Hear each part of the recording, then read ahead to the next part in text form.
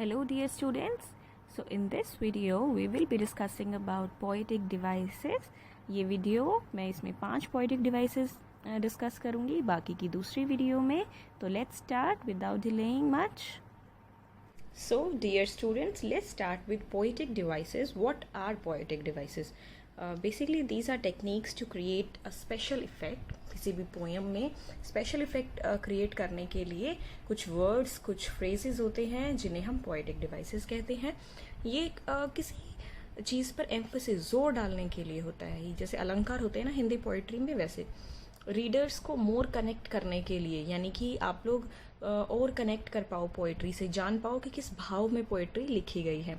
और ये जो हैं ये वर्ड्स भी हो सकते हैं, फ्रेजेस भी हो सकते हैं, और एक वर्ड या एक फ्रेज एक से ज़्यादा पोएटिक डिवाइस भी शो कर सकता है. ठीक है, तो चलिए फर्स्ट पोएटिक डिवाइस जो हम डिस्कस करेंगे बेटा, दैट इज़ सिमिली, हिंदी में जिसको उपमा अलंकार कहते हैं. सिमिली की एक बहुत ही इजी पहचान होती है, लाइक और एज. अगर सेंटेंस में लाइक और एज है तो आप लोग आंख बंद करके उसे सिमिली बोलोगे. ठीक है, और ये होता क्या है, जब भी आप दो डिफरेंट चीज़ों में आप कंपैरिजन करते हो, ठीक है, दो अलग अलग चीज़ों में कंपैरिजन करते हो और उसको कंपैरिजन करने के लिए लाइक या एज यूज़ करते हो, तो वो सिमिली पोएटिक डिवाइस के अंडर आता है. फॉर एग्जांपल, आपकी जो पोएम है माई मदर एट 66, उसमें जो फ्रेज है as a late winter's moon, यानी कि लेट विंटर के चांद की तरह, क्या था, पोएटिस की मदर का फेस. तो इसमें उन्होंने एज यूज़ किया है, तो कौन सी पोएटिक डिवाइस है, सिमिली. तो पहचान है लाइक और एज. चलिए next.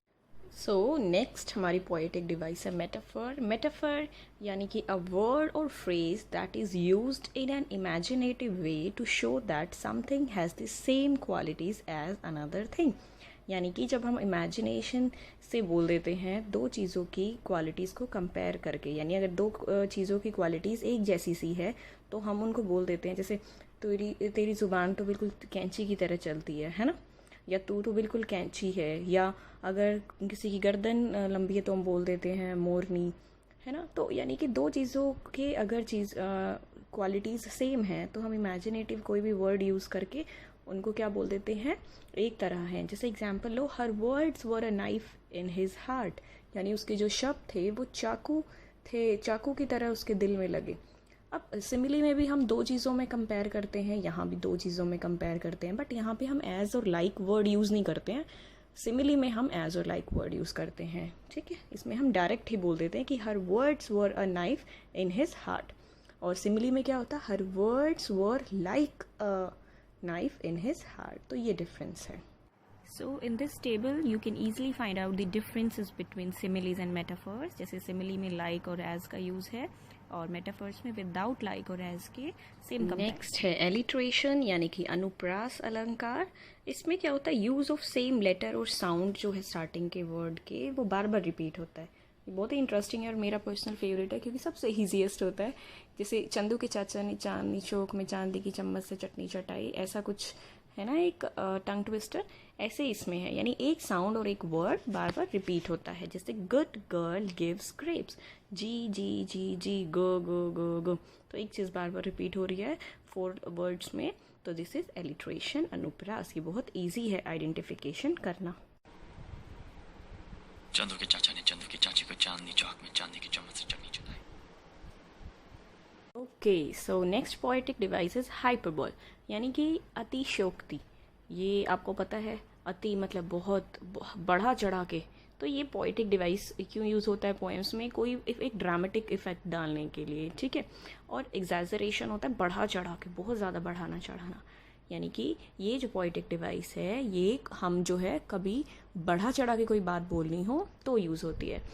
For example, I read a million books in this summer, यानी कि इन गर्मियों में मैंने मिलियन बुक्स पढ़ ली. क्या पॉसिबल है 10 लाख किताब पढ़ना, नहीं ना.